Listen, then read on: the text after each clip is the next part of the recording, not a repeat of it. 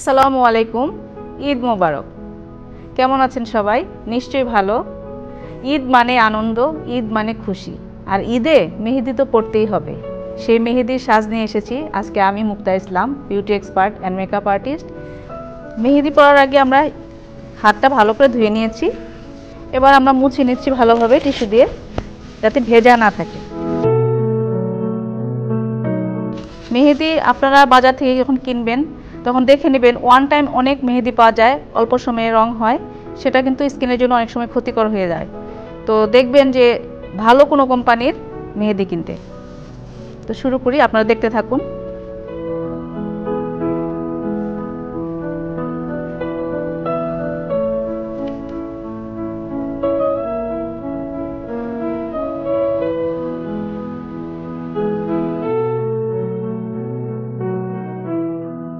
মেহেদিটা আপনারা বাজার থেকে ভালো কোম্পানির কোনো মেহেদি নেবেন। অনেক সময় মেহেদি পরে অ্যালার্জি হয়।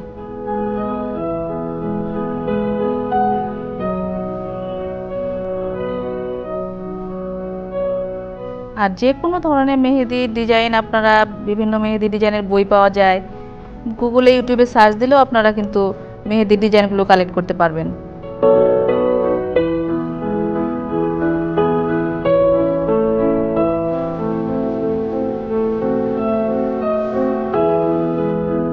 আমি শুরুতে একটা কলকাকে নিলাম এবং কলকার উপরে আমি ডিজাইনটা করছি।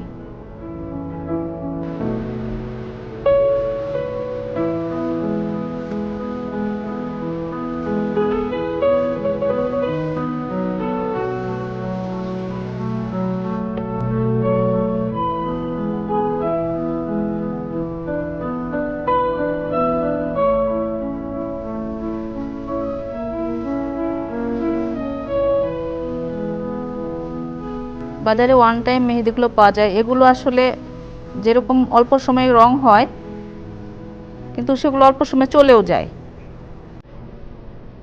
চেষ্টা করবেন এরকম কোনো মেহেদি দিতে যেটা দীর্ঘস্থায়ী হয়।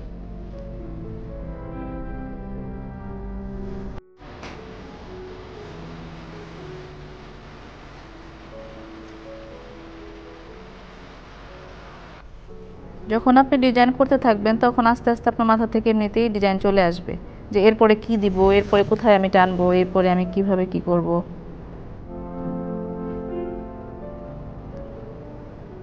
মেহেদি পড়াটাও একটা প্র্যাকটিসের ব্যাপার।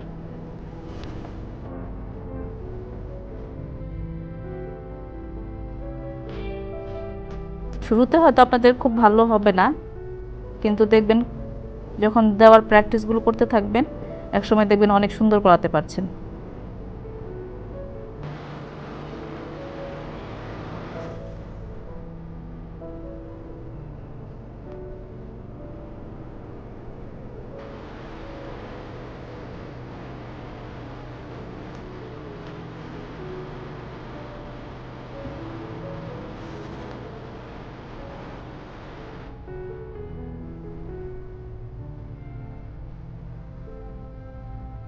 খুবই সহজ, দেখেন আমি কত সহজে করছি।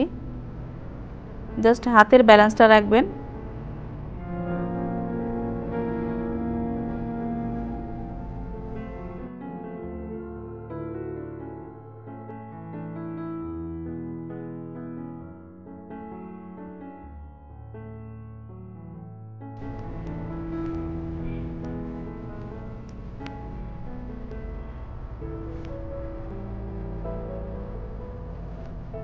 অনেক ধরনের ডিজাইন করা যায়, কলকা ডিজাইন, অনেকে আবার গোলাপ ফুল আঁকেন, বিভিন্ন ধরনের ফ্লাওয়ার।